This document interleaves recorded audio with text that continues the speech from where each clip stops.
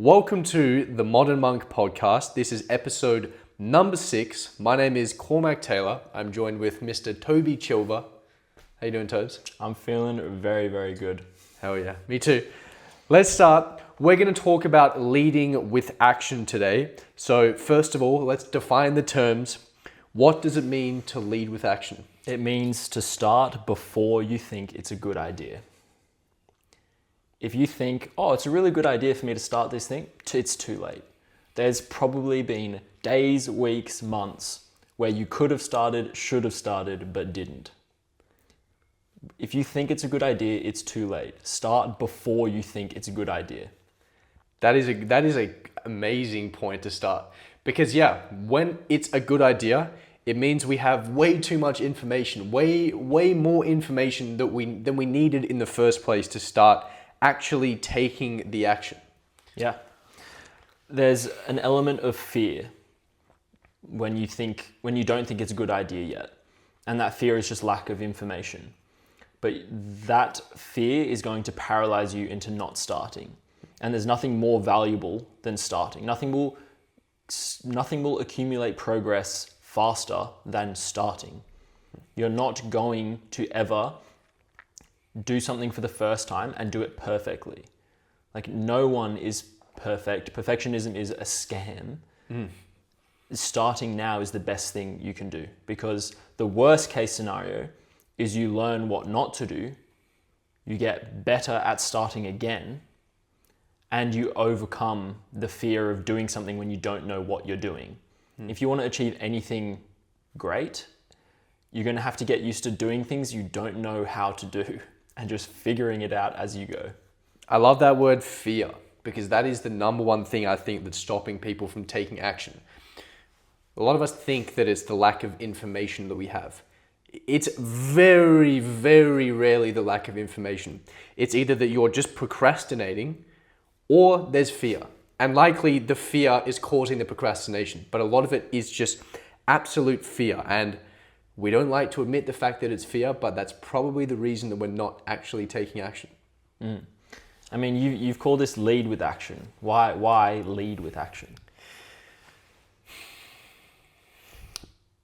We're trying to walk a beaten path and clear it along the way, rather than clear a path but never walk it. Wow. Very poetic. But it hits the nail on the head. Yeah, because there's always unknowns. There's always things that you will not know. But take the first step. As long as you know that a path exists, that's enough. Let's start taking steps, and you're going to start figuring out how to do things. Oh, I can slightly change it this way. Let me clear the path a little bit more. And the more we walk, the more clear it gets, the bigger the path becomes in front of us. But if we just spend our whole time trying to clear this path, trying to uncover this information and the one secret that's going to make everything work, and never take the step, we're never going to achieve anything. Because if the definition of learning is same condition, different behavior, the requisite there is that you have a behavior, you take an action. If you don't take an action, what have you learnt? You haven't learnt anything if your behaviors do not change. So if you're not walking a path, if you're not taking any steps, you haven't learned anything. I don't care how many books you read, I don't care how many courses you take. If you don't start taking steps, if you don't take any action, nothing is going to change in your life. Can I just say, when we started here, I was like, oh, just by the way, I got a banger response for the first question. This guy just hits me with maybe the best answer of the podcast so far. I absolutely love that. And the more I think about it, the more it makes sense, because you're clearing the path because you think you need to see the whole way to the goal. You think, oh no, but I can't see that middle part. Like, it's just there's bushes there. I can't see how you get from there to there. You're only going to see how to get from there to there when you arrive there. Yep. And you'll figure that thing out. Yep. I love the analogy of thinking about it like most video games, the open world video games, when you start moving towards something, the world starts rendering. Like, what's in front of you starts opening up. But the world doesn't render. Things don't become clear and apparent until you start moving towards it. If you just stand where you are, nothing is going to change in your horizon. You're not going to uncover anything. It only starts rendering when you're moving forwards, when you're changing. Yeah, I mean, sticking with that analogy, if you try and read all these Reddit posts about, oh, you need to go to this area of the map and then you do this thing and then you do that thing. Yeah, sure, you've just learnt all the steps, all the information that you need to complete this quest. But you can't even see where step 2 happens or what it looks like. The first thing you have to do is go there, go do step 1. And so it's almost better to read step 1, then go do step 1, and then do, you know what I mean? I love that. Yeah, that's another great analogy. Yeah, I love it. Okay, a lot of this comes from when we decide to not take action and the fear. It comes from this idea of just overanalyzing, trying to learn a lot of things. What's like a real world example in your life when you've seen that, when you've been overanalyzing, you probably had a bit of fear, a bit of unknown, and you were just trying to find that one thing that was going to fix everything? Yeah, for me, I see a definite pattern that caused my inaction or that caused my overanalyzing. And it was when I approached an obstacle. If I approached an obstacle and I stopped there, my fear skyrocketed and my period of time spent overanalyzing skyrocketed. I think that makes a lot of sense because you've just dropped yourself into an environment where there's lots of unknowns and a challenge ahead, and then you've taken yourself away from the ability or the momentum to make progress against it and put yourself in a position where all you can do is think about it. And that is a little bit of momentum perpetual loop itself that then you'll keep thinking about it. And because you can't prove if that thought that you just had is the answer, you'll think about it some more and think about a different answer. You can't test or prove anything that you're thinking until you've done it. So if you stop as soon as you get to a challenge, an obstacle, for me at least, I was much more likely to just never come back to it or delay it and procrastinate it and overanalyze it. And it's something that continues to come up for me again and again. I get better and better at it, but it's a constant battle because there'll always be fear. If you're taking on new challenges, you're progressing towards big goals, you're making progress, there's always going to be new things you don't know how to do. And so this is going to be a constant battle. And so it's really useful to understand, why you have these periods. And I'm interested to know for you as well, when were these periods of overanalyzing? Well, the big one for me was becoming an entrepreneur. So when I was 18, 19, I must have been scrolling something or watching a video, and it was like... Shock horror. Yeah. And it was the best books for XYZ, the books that will change your life. And so 2 books I read, which really did change my life, was I read Rich Dad, Poor Dad, and then I read The 4-Hour Workweek. And after I read those 2 books, I'm like, okay, cool. I'm going to be an entrepreneur. That's final. So what did I do after I read those 2 books? Did I start taking some action? No. I read some more books. And then I read some more books. And I took some courses. And I read some more books. And went all the way through a university degree, which took 4 years. Finished university degree. Are we going to start being an entrepreneur? No. Let's get a 9-to-5 job. What was I doing in my 9-to-5 job? Well, before work, I was listening to business podcasts for my 40-minute cycle to work. And then I would eat lunch at my desk. And then on my lunch break, I would walk around the city and I would listen to business podcasts about entrepreneurship. And then on my cycle home, I would do the exact same thing.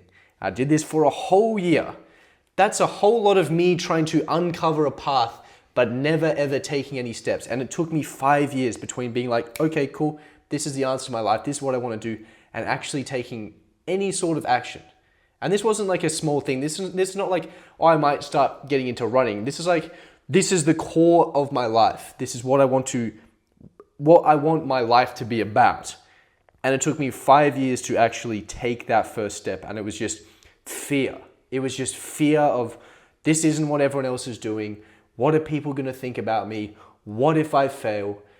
Huge mountain of fear. And I just sat there and I just analyzed and analyzed and analyzed. I was trying to find that little hack, that little trick. And as you said, when it seems like the right idea, it's probably too late. And I never really had that point where it was like, this is the right idea. I just went, you know what? We got to start taking some action because this has gone on for too long. Half a decade. Can't keep going like this. So for me, that was just half a decade of purely overanalyzing. And obviously, no matter how much information I received, couldn't do anything with any of the information. I didn't have a business. I didn't have anything to sell. I had nothing. So all this information would just go in my brain and it would, make me inspired, but I never did anything with it. Yeah, and you've touched on a really important thing there. It did make you feel inspired. Like it gives you motivation and it makes you feel good and you align with, the values and the ideas and you kind of develop the perfect picture in your idea of who you want to be. And that, for a certain amount of time feels really good. And then it starts to feel really, really bad because you've built the idea and now you're not that thing. You're not making any progress towards that thing. And so now there's like pain that comes in and it starts building discomfort at a slow enough period till it reaches the same amount of discomfort that the fear is. And once that's the thing, if it feels like a good idea, that discomfort that comes from the inaction is just the same as the fear of doing the action. So it's always going to get there if you leave it a long enough time. And that's why I say that if it's a good idea, it's too late. Ultimately, there's no such thing as too late, but you're always going to get to that point if it's something that you really care about and you align with. So the faster you can just poke that fear, the quicker you'll start making just the better everything is if you start taking steps, even if it ends up being something that you don't want to do and you give up or you change. You're only going to realize that after you start. You're not going to figure that out just by thinking it through over and over again. And you could start that cycle so much quicker if you take action from the beginning. If it's the first thing you do is you start taking action, you can figure out if that's the right thing to do or if that's the wrong thing to do. But at least you can have that decision straight away. When you talked about the pain, I think a lot of it is when the pain of your current situation is larger than the pain of changing, that's when you'll change. But we don't want to get into that position because that was the reason that I changed and went, okay, I want to be an entrepreneur. It wasn't some courageous act. It was more that the pain of my current situation was so high that making this change was the easier option. And I don't think you want to get to that position. I think there are so many opportunities before you get to that point where it's the right decision to take some action, to move towards that goal rather than waiting until your current situation is so damn miserable that you change. Because there's no guarantee that your current situation is going to become so bad that you actually want to change. But if it does get to that point, you've waited way too long. Yeah. And your example is quite a macro, like large scale, big decision. But I mean, I can just think about ones when I was building a camper van and I didn't know what bolt to use. Okay, that was an obstacle. And sometimes I would just stop there and I'd go home after I get to that obstacle. I don't know what bolt to use. But if I just spend, 5 minutes, take a little bit of action right in that moment, okay, I'm going to quickly look at Bunnings, see what bolts are out there, or let me go measure what size I think will fit, so at least I have an idea. Then that's micro practicing this skill on a really small scale, which just gets your reps in. Because ultimately, this whole process of starting with the fear gets better it gets easier the more you do it. And so the more reps you can get in, the better. Whether that has to be something super, super small, just start with what you can. And then when you do get to the big stuff, it'll happen faster. Well, I think, it's not the definition of courage, but a good definition of courage is taking action despite fear. It's not having fear. It's taking action despite the fear that you currently have. And I think the more that we can practice taking action despite being afraid of what we're doing, afraid of the outcomes, afraid of what other people think of you, the easier it gets. The more times you do this, the easier it gets. You stop thinking and overanalyzing and catastrophizing the situation, and you start going, well, I've done this 100 times. I've stepped into this little puddle of fear that I thought was, an ocean, and I've done this 100 times. Nothing is going to change. The world is going to keep spinning. It's not the end of the world. I've just been catastrophizing it. Take the action first. Yeah, I think we've defined it there, that leading with action builds courage, because there is always going to be fear when you start anything. And I think what we've been touching on here is the idea that fear is a mile wide and an inch deep, and all you're doing is getting reps at poking through the paper thin wall that is the fear and realizing, oh, it wasn't actually that hard. The bolt was just like a 4mm hex head that I got from Bunnings the next day. Like, it's never as bad as you think it is 3 days later after you discovered the issue. That was such a great one, because when we were building that van, because we'd never done anything like that before, there were so many moments where you were doing a new thing, right? First of all, it was, okay, there's a bunch of rust on the floor. How do we fix that? And then it's like, okay, now we've got to figure out how to fix the rust, and then we've got to get all the equipment. And then you finish that challenge and you're like, my job is done. It's like, no, now you just have a clean van, right? Now you got to put the insulation for the flooring in. It's like, how do you do that? And then you figure out, how do I do that? And then it's like, okay, we got the insulation in. Then you got to do the walls, and you got to do the electrics. And there's just all these things where you're at the point where you've accomplished one thing, but it's like, okay, now you need to figure something else out, and you have to take action. And we definitely had periods where we got a lot done building the van, and then periods where we got nothing done because we were just like, this next task looks pretty difficult. Or I don't know how to do the next task. Yeah. But on the macro scale, we bought a van without knowing what to do with it, and then we figured it out step by step. If we had tried to sit there and proceduralize out exactly what we're going to do to build this van, we would not even have bought a van today. And even if we'd thought we got to that point, we would have bought it, and then it would have been completely different, what we actually had to do to what we think we had to do. Yeah. Like, you're never going to have complete perfect information. It's a myth. You overanalyze thinking you're going to get to this point where, I'm going to know everything, and then there's going to be no obstacles, it's just going to be a straight line down the middle, and I get there. Bullshit. Absolute bullshit. Yeah, no, I 100% agree. Okay, I want to talk about long-term growth and how leading with action is going to influence that. How do you see long-term growth being influenced by leading with action? Well, the great thing about growth is this like compounding effect. Like, you get to these exponential levels of return when you have consistent action over a long period of time. So you just picture an exponential graph. There's a lot of time where not much happens, and then in a very short period of time, lots happens. You only get to that point of the graph where everything starts happening after a period of nothing or very little progress. But the sooner you start drawing that exponential graph, the sooner you get to the exponential bit of the graph. And so therefore, the biggest, the best, the most impactful, the most important thing you can do is just start as soon as you can. Because if it truly is exponential, which a lot of these things are, you will always just get to a bigger outcome faster the earlier you start. That's how simply I see it. I don't know if I'm being a bit naive or if you see it differently, but no. How do you see leading with action influencing long-term growth? I see the same as you. The two things that it increases exponentially is your speed of growth and your rate of learning. Because we go through these feedback cycles, which always starts with action. It's like, you do something, you get an outcome. It was either good or bad. Either way, you either have to adjust what you're doing or you keep doing what you're doing. But as soon as you adjust, then you take action again. And you keep going through these feedback loops. And this is what learning is. Remember, learning is same condition, different behavior.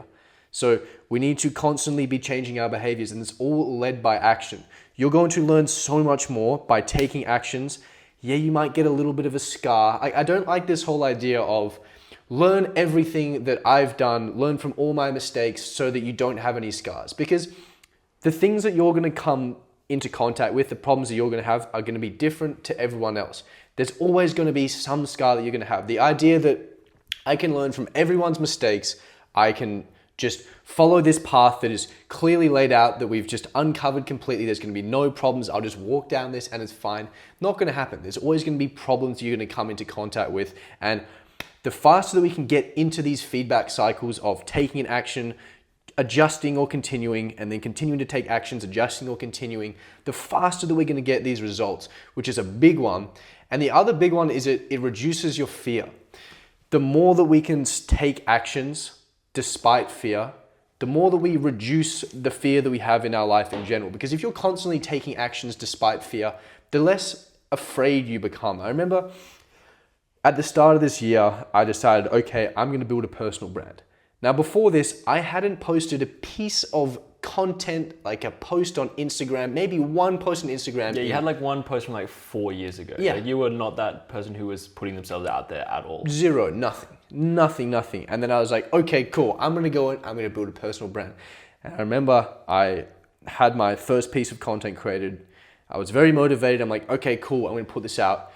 And oh my God, it was probably one of the scariest things I've done to put that out there. I was absolutely terrified. And I posted it and the world kept spinning. Everything was fine. And the second one, I was still pretty scared. And then the third one, and it took a few weeks and there was still that fear, but it slowly started going away. Things like starting the podcast, just very little fear involved in that, right? We've exercised this muscle before. Boom, I can start it. There's a lot less fear. And the more that you can take action into fear, the less afraid you're going to become. And I think it's those three big things are massive. Increasing your speed of growth, increasing that feedback cycle of learning, and just reducing the fear. Three huge things that all come from having action as the center of what you do. I agree. And the only thing that I would add to that is how you deal with failure. Because the consequence of leading with action is you're going to encounter failure. But like you said, you're never going to avoid all the scars of anyone who's done this before just by trying to learn from them. You're going to encounter failure, which give you the scars, but that's what makes you A, good at the thing you're doing, and B, just develops you as a person who has a story and who's encountered things and overcome things. Like your relationship with failure when you lead with action improves drastically because you experience it more and you experience overcoming it. It's one of the fundamental things of life, and particularly entrepreneurship, is your relationship with failure. If you are scared of failure or you're turned away by failure, you will never become the person that you were meant to be. So by leading with action, you force yourself to deal with failure, usually on the micro scale, because you just start early and you don't have the information, so you run into a smaller obstacle than if you had learned the first 10 steps and then you have a failure at step 11. Like that's probably a bigger, more scary failure that you have to try and overcome. But this thing with failure, it's a constant battle that we've definitely both been facing, and I continue to face, is that you're going to encounter failure, and it's really, can you continue to lead with action in the face of that? Because failure to me is essentially just another obstacle. And so what do you do when you hit an obstacle? Like I've just been saying, and I've realized over the past 2.5 years that you just need to lead with action again. Yeah. And the sooner you do it, the better. So, and I don't know if this is some sort of naive arrogance I have, but I'm quite certain over the fact that I will achieve certain outcomes in my life. So it's definitely having a long-term mindset on things really shifts how I see failure, because now it's kind of like when I fail, it's like, cool, this is another thing I can add to my story. This is another thing that adds to the character arc of who I'm going to become. And I think it kind of excites me when you have these periods of failure, rather than thinking, this didn't work, this is a failure. It's like, A, great, I can learn from this, but B, great, this is adding to my character. This is adding to the story. This is going to add to the person I become. As long as you don't have some sort of arbitrary deadline on your goals, you might have a goal, but it takes as long as it takes, and I'm going to get there, and I'm not going to stop. These failures are just kind of cool things that you can add to your story and to the arc of you becoming the person that you're eventually going to become. And it's quite exciting. Yeah, and I think it's important we touch on that quitting has to not be an option. Like if I don't think you're being naive. I think you just have conviction in the things you do because you believe in yourself. And there's an element of naivety, or some people might call it, not being selfish, or just being overconfident, being cocky. But 90% of people sit on the opposite side of that, where they just don't have enough conviction in what they do, and they're still allowing quitting to be an option. And that means failure is 10 times scarier. Because every time you fail, it's like, oh, is that going to be the failure that stops me? This is the end now? I'm not going to reach the goal, become the person I was supposed to be. Like if you can nail that, drill that into yourself, well, I'm not going to stop. There's nothing that's going to stop me from completing the inputs. Then every failure just becomes a benefit. It's, the cliche, no losses, I can't lose, I can only learn, that's only happens when you have the complete conviction that I'm just not going to stop. I love that. Yeah, when quitting isn't an option, failure loses all fear. Well, most fear at least. That's a really good point. I like that.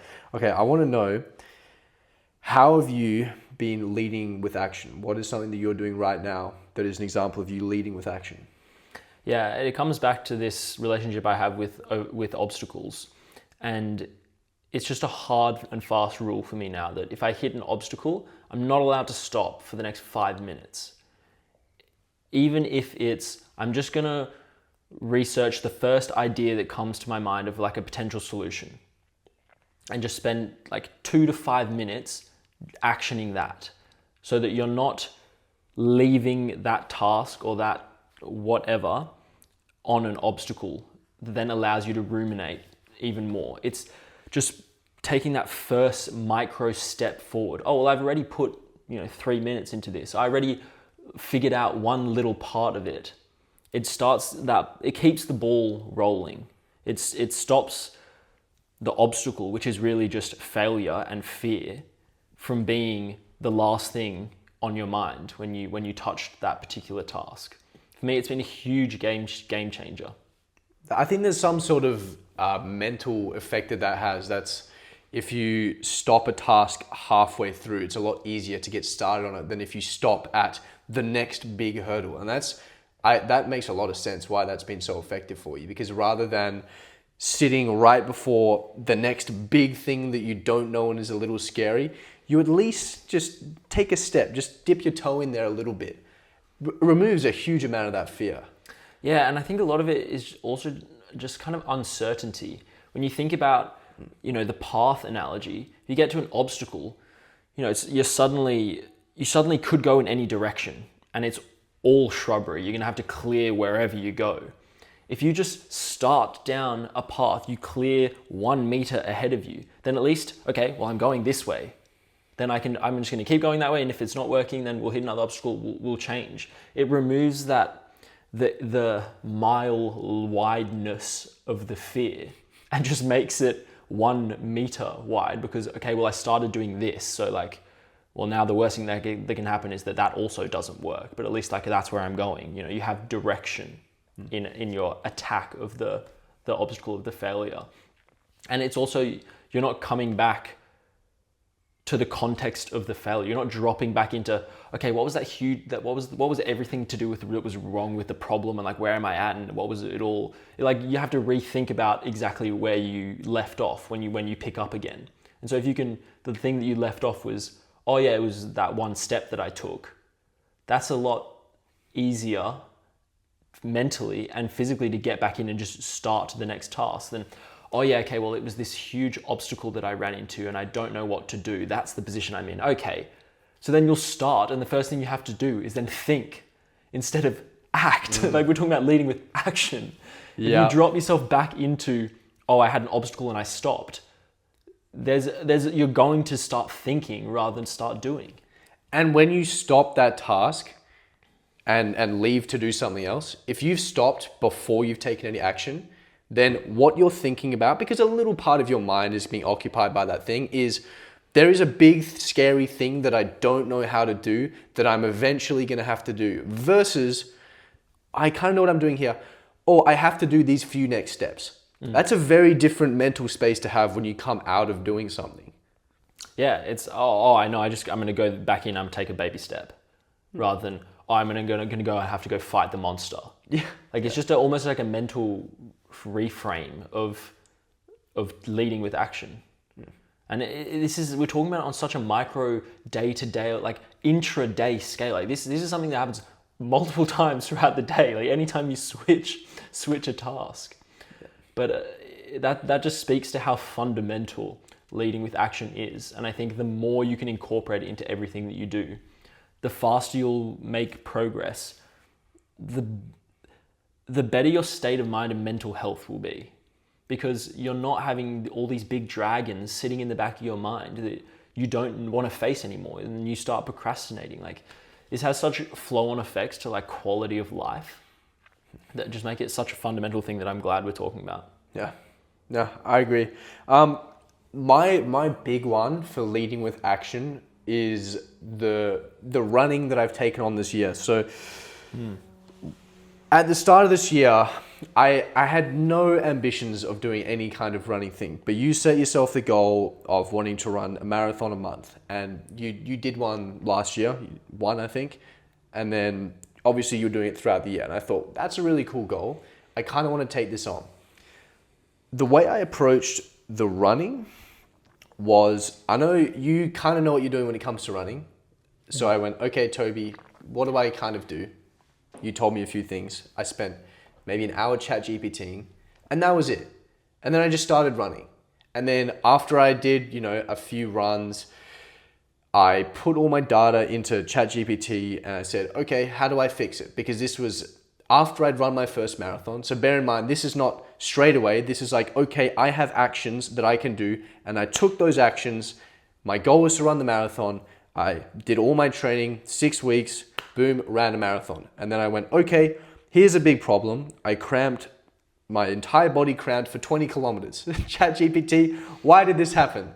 This is all the information. And then ChatGPT gave me a few things to do. And then it's like, okay, now I have more actions. I've gone through this learning iteration cycle. And so then I put that into action, ran the second marathon, and then I asked ChatGPT, why did I cramp for another 20 kilometers? And then figured some things out, put it into practice, and then didn't cramp, and then just kept moving. But it was always, let me take action, let me iterate on what were the failures, what were the obstacles, and then let me keep taking action. And it's got me to the point where we're about to run marathon number 6, so I will have run 6 marathons in my first year of running, which included like 3 months of injury where I couldn't run. So fast progress relative to most people when it comes to running, but this was I 100% credit this to the fact that I decided to lead with action rather than trying to overanalyze. Because if I had have used what I used to do historically, I would have watched probably 100 hours of YouTube content on running stuff. I would have researched the best gear. I would have got the best nutrition protocol. I probably would have ran a slightly easier first marathon in 2028. And it would just be a slow and tedious process, right? Rather than just, boom, taking the action. Sure, I got some scars, but guess what? People say, oh, you're going to get injured.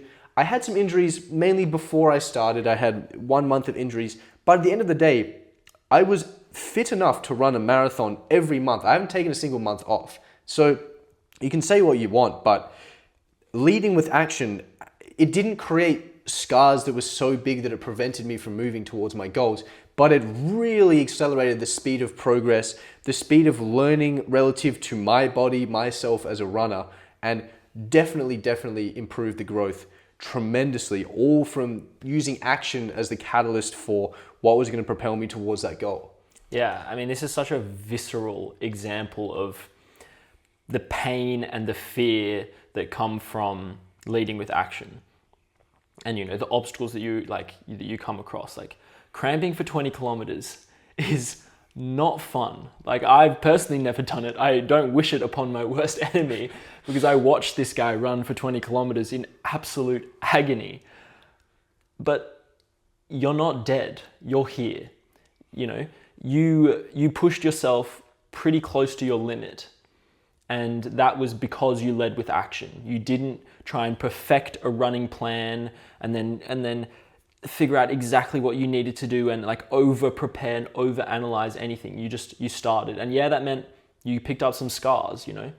Nothing that is actually a scar that's going to leave permanent damage, but you know, it pushed you to your limits. And I think it speaks to, well, your conviction and your perseverance as a person, and I think that's very commendable, but also the fact that it exposed your limit and it forced you to reckon with that.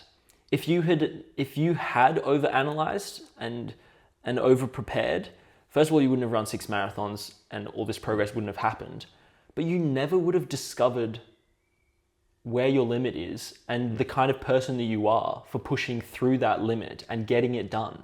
Like, you gave yourself the opportunity to prove to yourself, I'm the type of person that can run 20 kilometers cramping and still complete my goal. And like, that has probably left you with a deeper sense of, I know who I am. I'm the type of person who can do this.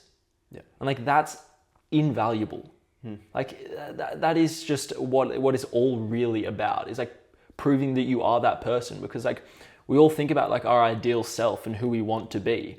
You never give yourself the chance to prove it, then you're never really going to believe that you are becoming or are that person.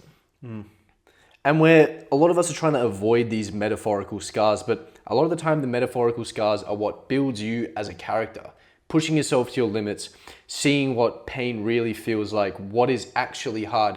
This is what's going to help you get through hard and difficult times. And it's hard to say that you're not better off collecting a few scars along the way, because it's going to improve you as a person. It's going to improve your ability to withstand a certain amount of pain, persevere through difficult times, which is going to unlock our favorite word, consistency, which is going to help you in the long term. Yeah, and I mean, we can touch back on, I think we did an earlier podcast on it, of suffering is a fixed cost. You either choose your suffering or your suffering chooses you. And by leading with action, you're choosing your suffering. It's whatever the scar is, the obstacle that you hit, rather than the suffering of never achieving the thing that you've spent all this time analyzing or overthinking, which is way, way, way, way worse. Yeah. Yeah, because when we're analyzing, we're building up what we can become, but you can only actualize that with action. So the more we're building up this person, the more you are suffering of a identity shift between who you want to be and who you are right now. And the action is the bridge between who you are right now and who you want to become. And if we're building up this massive person we're going to become, we're never taking action, you are creating a fair bit of suffering, rather than, as you talked about, actively suffering, moving towards that goal. You're going to have the short-term suffering, but long-term, you're going to feel good. You're moving towards your goal. Much, much happier place to be in the long term. And I think in terms of overall suffering and dissatisfaction in your life, you're going to spend far less time suffering if you're choosing suffering in the moment. Yeah, and I think it's just because it's that hidden cost. It's the hidden element of the suffering when you are, you're building that. I'm going to use your example again, the ideal self. The more you're analyzing, the further away it's getting, the bigger the bridge is, which means the scarier it is to take that first step. But that is a hidden cost of just suffering that you're putting yourself through of, oh, I'm not this person. Oh, I haven't even started becoming that person. Oh, but it's so big and far away. Like, you're just making it way, way harder for yourself by not leading with action. Yep. Yeah. 100%. Okay. Now we've talked all this time about leading with action, but when should you not lead with action? When should you maybe spend some more time analyzing? I think the only time that it really makes sense is when you don't know your inputs. If you have a goal, but you don't know the actions required to get you your goal, you need to analyze. You need to know what those actions are, because you can't lead with action if you don't know what the actions are. Because action is moving you in a certain direction. But if you're a circle, you can move in any directions around the circle. It has to be moving you towards your goal in some way. So you have to know what are the inputs that are at least going to move me in some way towards that goal. So if you really, really don't know your inputs, that's when you need to start analyzing. And I think that is very, very rarely the case. Okay. The other time we can start analyzing is after you've failed, after you've reached a point where something is broken or something isn't working. Because you're going through that learning cycle, that's when you go, all right, something is broken, let me fix it. Let me analyze what I need to do to fix it, and then take the action again. But it's very small, confined periods of analyzing and fixing a specific problem, and the majority of the time is taking action. And it's all, what are the inputs? Okay, maybe this isn't the input, I need to change this slightly. Okay, but it's all figuring out your inputs and then taking action. Very, very small percentage of our time should be spent up analyzing things. Yeah, I don't think we can highlight or like put this in bold italics, title font, like how rare it is. Yeah. Because if you just know half a thing about 1% of a thing, it is probably better to just do that than it is to not do it and spend any amount of time thinking about what could be better. Because even just taking that micro step, doing that one thing, then you'll have data, and then you can go through, you're in the cycle. Yeah. It's better than just trying to make a perfect circle. It's just to start drawing it.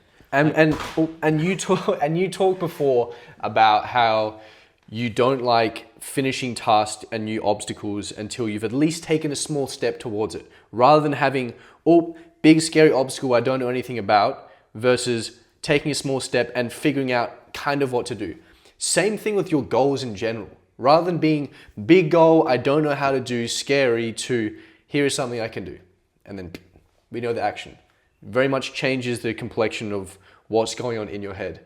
Big scary thing to tiny action I need to take. No, I agree. It is such a rare thing. Okay, well I want to hear what yours would be. Okay, when would I spend more time analyzing? Yeah. I think about it as downtime, or when it is literally impossible to take action. Example, your goal is to run 10 kilometers.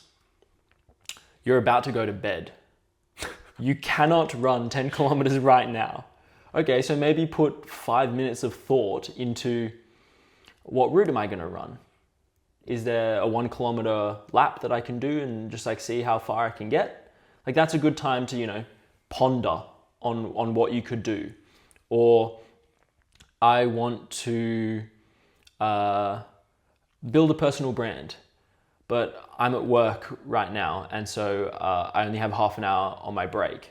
Okay, I'm just gonna do a few ChatGPT prompts, do a little bit of Googling. Like that's a good time. That's downtime, where it's like impossible for you to be taking action towards the goal. That's a time where I see it's okay to be analyzing. Any other time where action is a possibility, is an option for you, action is always the better option to choose. I love that. Yeah, because there are going to be periods where you physically cannot be taking action in that moment. And what do most people do in that time? Scrolling, watching something. Like if you're using that time to try and figure out a slightly more effective way of moving you towards your goals, pretty damn good use of your downtime, right? Versus your downtime is just switching off your brain, plugging in the dopamine drip and just doing something completely mindless and idiotic, versus doing something that's moving you towards your goals. Very, very high level thing to do, very advanced thing to do that, will have very, very positive effects.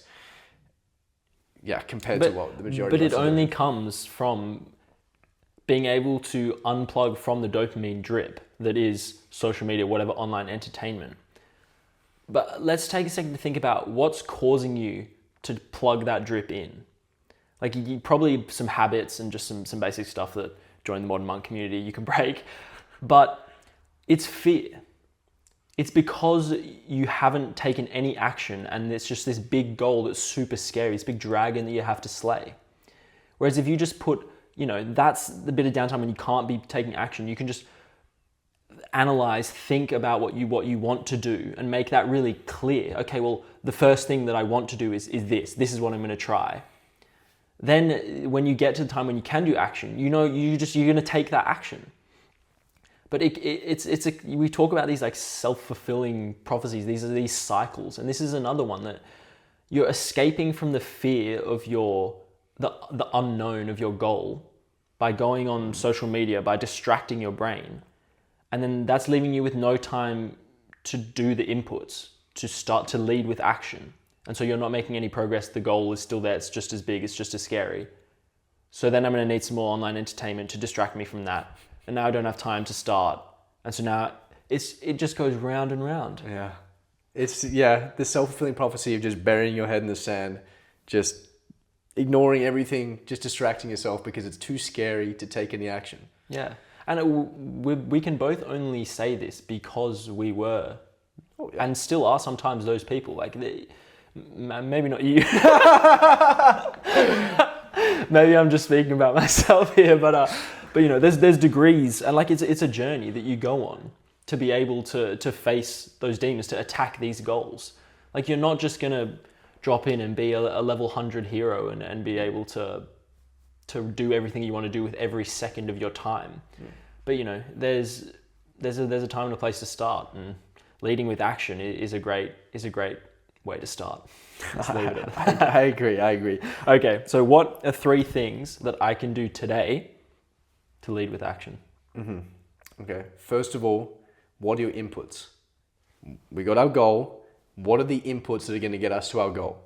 Now, the last podcast we did was about 80-20s.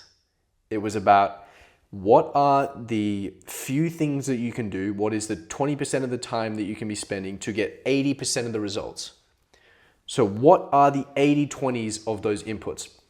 Particularly if this is not your main goal, if this is a side quest, maybe it's something related to fitness or relationships, just some sort of side quest, language learning. What are the 80-20 activities that are going to get me to that goal? What are the 80-20 inputs that I can do consistently, that I'm able to do on a consistent basis? And then take the action. I mean, there's not much more to it. You just need to figure out what are the few big levers that I can do consistently. As soon as you figure that out, you need to start taking action. I mean, it's hard to do a 3-step thing on how to take action, but as long as you know what to do and you know what are the things that are going to move me the furthest with the least amount of effort, then you just have to do them. You just have to start doing them. And as soon as you start, it becomes way easier. As soon as you take that first step, everything is way easier. And guess what? When you take the second step, the third step is even easier. You're just walking downhill. It just keeps getting easier and easier. You're going to build momentum, going to snowball. It's going to be fantastic, but it all starts from that first step. Yeah, I agree 100%. And I'm glad we had the same experience when we were thinking about this question, where you put start now as action 1. And it's like, okay, what's action 2? Start now. Did you not read action 1? So for me, number 1 is just start now. Like, everyone who's listening to this, everyone has something in mind where they already know what one action they could take is. Yeah. So number 1 is just do that. Things you can do in your downtime. Overcome this sense of loss aversion that we have, that, but if I take this action, it's not going to be perfect, or it might not get me exactly where I want to be. Instead, think, I have started. I am now X%, X anything further on than where I was before I started. Like, focus on the fact that even if it's progress not in a straight line, it's off the path, it's progress. Yeah. And that is better than just rumination and ideas about what that progress is going to look like. Like, we're all so wired to think about what's wrong or what could have been better. This is one of those times where you kind of want to detach from that, and just that will allow you to go back to step one and just start now and just do. And the third thing that we've talked about it already, and I'm just going to touch on it here again, is just embrace the failure.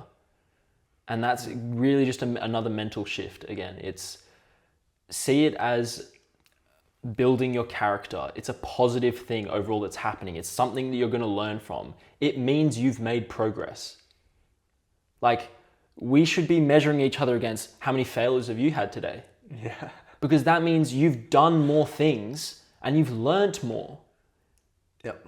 What are the two things that are going to get you to where you want to go faster than doing something about it and then failing and then having something to learn from? Like, that is what everyone should be putting on their chest. Like, here, I'm boasting about this, is like, how much have I failed? I love that. Yeah. How many times have you failed?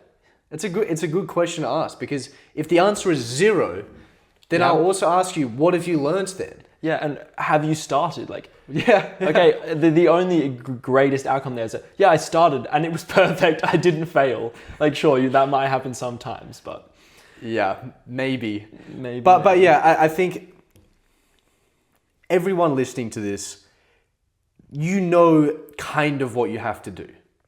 I think there's so few people that just genuinely have no idea what is at least one thing I can do to get started. So I think it is just taking that step, knowing you might fail, and if you fail, good. Because if you fail, you've learned. You've gone through that iteration cycle. The first step is the hardest, but it's also the most important because it gets the ball rolling. I remember when I started my YouTube channel, it was a long time where I put it off and I didn't start. And I remember all it took was one video. The first YouTube video I made, you guys can go to my channel. The first video I made was me sitting in my backyard, speaking into this microphone, like this. It wasn't even plugged in. It wasn't even on. It wasn't even working, right? But guess what? I took my first step. Yeah, I didn't get 1 million views, right? It wasn't the perfect video, but I got started. And guess what? Because I started, I was like, well, damn, I got to keep posting. And guess what? I've posted at least 3 videos every week since then. And it was just taking that first action. That's all it was. It wasn't perfect. It was probably not very good, but it was just the first step. And it's just that first step of getting started. Don't be afraid of failing, because it's just adding to your character. It's adding to the story. As long as you have a long time horizon and no concept of quitting, then you shouldn't be afraid of it. Yeah, and you say, and I agree, that the first step is the hardest one. But tomorrow, that same first step is harder. Because that's another day of pain, where you've just built the dragon a little bit bigger, a little bit harder to defeat. And I think that's why we get so passionate about talking about this, because there's so many people who could start now and could be doing such great things and living more in a more fulfilled way with less fear if they just started now. And like, we've had so many experiences where we haven't started things for a long time and it's caused us lots of fear, lots of discomfort. Then we started them. We're like, well, fuck, why didn't I do that 3 months ago, 1 year ago? Yeah. And so we're both getting a bit hyped up right now, and it's because you almost feel like once you discover that, like, okay, all I need to do is start now. It's like, I need to go shout this from like the mountaintops that like, there's nothing better you can do than just start right now. That's true. The regret is very, very rarely the regret is taking the action. It's almost always, why didn't I do this 2 years ago? Why didn't I do this 5 years ago? Why did I wait so long to do it? It's not, damn, I took the action and it wasn't very good. It's always, I wish I had done this sooner. Yeah, couldn't agree more. This is really fun. This was fun. All right, we're ending it there. This was Leading with Action. We're going to move to a Q&A call in the school community. If you're not part of the community, you can go to school.com/modernmonk and join. Otherwise, we'll see you for another beautiful podcast episode. Dare I say, join now. Why not start now? We've been talking about it for maybe an hour now. So if there anything in this video or any of the other podcasts has resonated with you and you haven't checked out the community, start taking some action. start today. All right, cheers. See you next one.